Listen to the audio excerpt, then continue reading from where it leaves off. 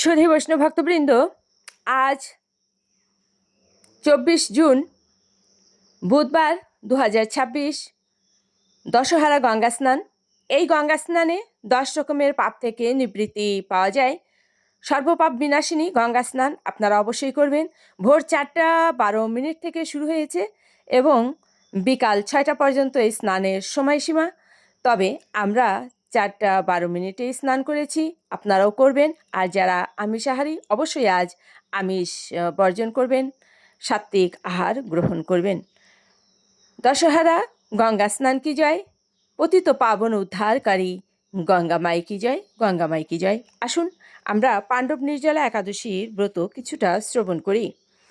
পাণ্ডব নির্জলা একাদশী সম্পর্কে ব্যাসদেব বলছেন, যুধিষ্ঠিরকে, হে মহারাজ, তুমি যেসব ধর্মকথা শুনেছ এই কলিযুগের মানুষের পক্ষে সে সমস্ত পালন করা অত্যন্ত কঠিন, যা সুখে সামান্য খরচে অল্প কষ্টে সম্পাদন করা যায় অথচ মহাফল প্রদান করে, এবং সমস্ত শাস্ত্রের সারস্বরূপ সেই ধর্মই কলিযুগে মানুষের পক্ষে করা শ্রেয়। সেই ধর্মকথাই এখন আপনার কাছে আমি বলছি।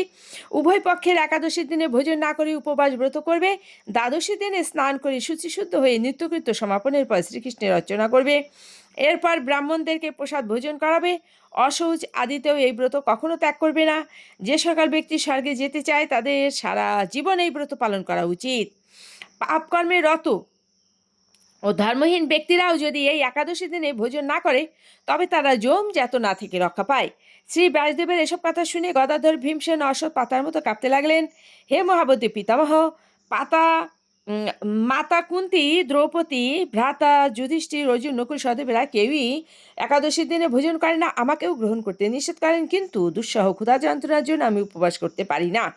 ভীমসেনের এরকম কথায় ব্যাসদেব বলতে লাগলেন, যদি স্বর্গ আদি দিব্যধাম লাভে তোমার একান্ত ইচ্ছা থাকে তো উভয় পক্ষের একাদশীতে ভোজন করবে না। তদুত্তরে ভীমসেন বললেন, আমার নিবেদন এই যে, উপবাস তো দূরের কথা, দিনে একবার ভোজন করে থাকো আমার পক্ষে অসম্ভব, কারণ আমার উদরে বৃক নামক অগ্নি রয়েছে। ভোজন না করলে কিছুতেই সে শান্ত হয় না। তাই প্রতিটি একাদশী পালনে আমি একেবারেই অপারগ। হে মহর্ষি, বছরে একটিমাত্র একাদশী পালন করে যাতে আমি দিব্যধাম লাভ করতে পারি, এরকম কোনো একাদশীর কথা আমাকে নিশ্চয় করে বলুন।